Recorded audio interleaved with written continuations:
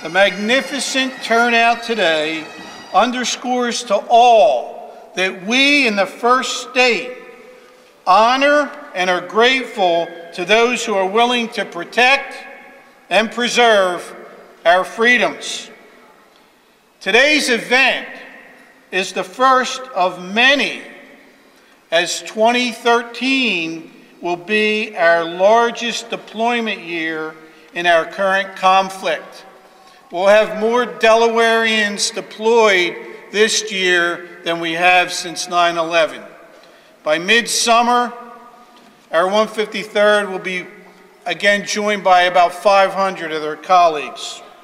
These soldiers will continue the great legacy of service of our first state warriors that began before the inception of our nation.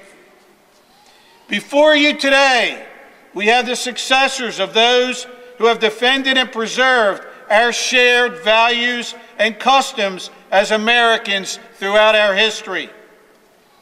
But I submit to you that they are not ordinary Americans.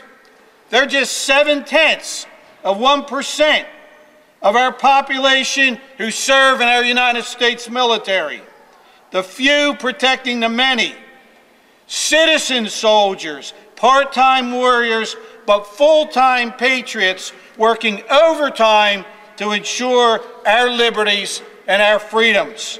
We need to give them a round of applause for that. We will look after your families while you are gone. We will support them and keep them in our thoughts and our prayers. Sometimes it's the littlest things that matter the most, like a neighbor shoveling your driveway, a friend bringing over a warm meal, or your church including your loved one in their prayers. I want you to know how much this country appreciates your courage and your strength. And the First Lady and I are doing everything we can to encourage all Americans to show support through our Joining Forces effort. A little more than 4 years ago, I sat where your family members are sitting as my son, Bo, who is here today, deployed to Iraq with the Delaware Army National Guard. So I have a sense of what some of your parents and loved ones who are here today are feeling. We, and I say this on behalf of all members of our Delaware National Guard, both Army and Air, pledge that we will care for your families while you're deployed so that you can focus on your mission without distraction. That is our sacred responsibility, and we do not take that lightly.